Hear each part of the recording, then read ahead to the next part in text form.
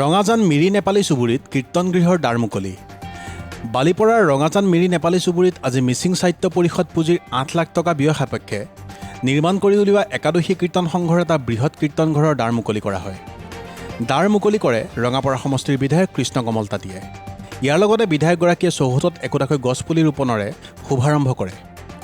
এই কীৰ্তন গৃহ নিৰ্মাণৰ বাবে অঞ্চলটোৰ মহিলা সমাজকৰ্মী নিৰ্মায়া বৰালে প্ৰয়াত স্বামী নৰ বাহাদুৰ বৰালৰ সোঁৱৰণত ভূমিদান কৰে। অনুষ্ঠানত ৰৌমাৰী আঞ্চলিক যুৱ সংঘ আৰু ৰৌমাৰী হৰিহৰ পৰিচালনা সমিতিৰ যৌথ উদ্যোগত সদ্য ঘোষিত উচ্চ আৰু উচ্চতৰ মাধ্যমিক চূড়ান্ত পৰীক্ষাত সুখ্যাতিৰে উত্তীৰ্ণ হৈ অঞ্চলটোলৈ গৌৰৱ কঢ়িয়াই অনা কৃতি ছাত্ৰ ছাত্ৰীসকলক একোখনকৈ অভিনন্দন পত্ৰ আৰু গামোচাৰে সম্বৰ্ধনা জ্ঞাপন কৰাৰ লগতে উজ্জ্বল ভৱিষ্যত কামনাৰে প্ৰাৰ্থনা জনায়। অনুষ্ঠানটিত ভাস্কৰ উপাধ্যায় নামৰ বিশিষ্ট সমাজকৰ্মীগৰাকীয়ে অঞ্চলটোৰ আৰ্থিকভাৱে অতি দৰিদ্ৰ পৰিয়ালৰ 4 কৃতি ছাত্ৰ ছাত্ৰীক 10,000 টকাৰ আৰ্থিক অনুদান আগবঢ়ায়।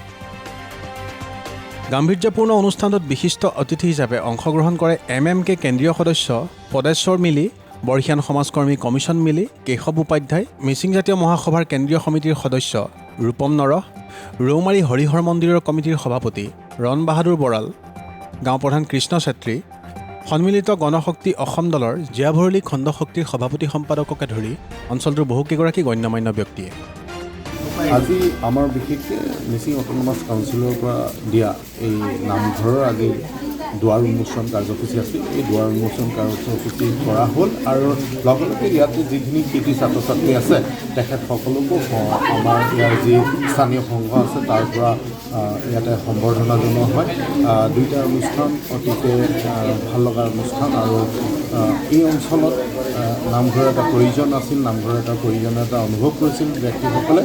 মই সেইকাৰণে বিশেষকৈ আমাৰ মিচিং অট'নমাছ কাউন্সিলৰ দ্বাৰা আমি যি নামঘৰ পালোঁ, পৰৱৰ্তী সময়ত এই নামঘৰৰ আৰু অলপমান উন্নতমান কৰিবৰ কাৰণে যত্ন কৰিব লাগিব আৰু মই কৰিম বুলি আশ্বাস প্ৰদান কৰিছোঁ। আৰু লগে লগে আজি কৃতি ছাত্ৰ ছাত্ৰীৰ সৈতেও আমি যি সম্বৰ্ধনা ইয়াত দিলে মই সকলোকে তেওঁলোকৰ উজ্জ্বল ভৱিষ্যত কামনা কৰিছোঁ। হয়, তেতিয়াবাৰলৈ যিহেতু প্ৰধানমন্ত্ৰী হ'ব গৈ আছে মোদী ডাঙৰীয়া, কি ক'ব? সমগ্ৰ দেশে ভাৰতবৰ্ষৰ প্ৰধানমন্ত্ৰী তৃতীয়বাৰৰ বাবে নৰেন্দ্ৰ মোদী ডাঙৰীয়াক বিচাৰিছিল আৰু আমি নিৰ্বাচনৰ আগতো কৈছিলোঁ যে তৃতীয়বাৰৰ বাবে ভাৰতবৰ্ষৰ প্ৰধানমন্ত্ৰী নৰেন্দ্ৰ মোদী ডাঙৰীয়া হ'ব। আৰু নিৰ্বাচনৰ ফলাফল ওলালে এতিয়া সঁচা অৰ্থত ভাৰতবৰ্ষৰ প্ৰধানমন্ত্ৰী নৰেন্দ্ৰ মোদী ডাঙৰীয়াক আমি তৃতীয়বাৰৰ কাৰণে পালোঁ। ইয়াৰ পৰা এটা বস্তু আমি সকলোৱে ধাৰণা কৰিব পাৰিছোঁ যে সমগ্ৰ ভাৰতবৰ্ষই আচলতে মোদী ডাঙৰীয়াক বিচাৰিছিল। সেইকাৰণে পুনৰবাৰ মোদী ডাঙৰীয়াক অধিষ্ঠিত কৰালে আৰু তেখেতৰ দিনত আজি ভাৰতবৰ্ষক এটা নতুনকৈ বা উন্নত এখন দেশৰ ভিতৰত তেখেতে প্ৰতিষ্ঠা কৰিবলৈ কাৰণে সক্ষম হৈছিল।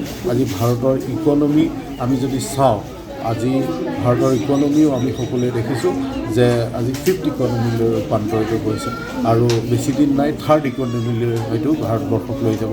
সেইকাৰণে কৈছোঁ যে সমগ্ৰ ভাৰতবৰ্ষই আচলতে মোদীজীক প্ৰধানমন্ত্ৰীৰ ৰূপত বিচাৰিছে।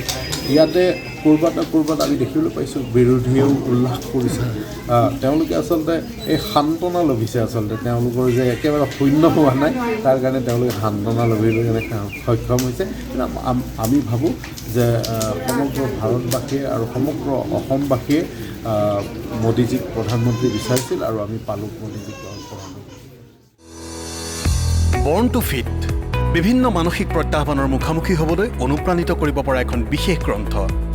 আপোনাৰ আৰু আপোনাৰ শিশুটিৰ শাৰীৰিক আৰু মানসিক প্ৰত্যাহ্বানৰ শক্তিশালীভাৱে মুখামুখি হ'বলৈ আজিয়েই ক্ৰয় কৰক বৰ্ণ টু ফিট। এমাজনতো উপলব্ধ।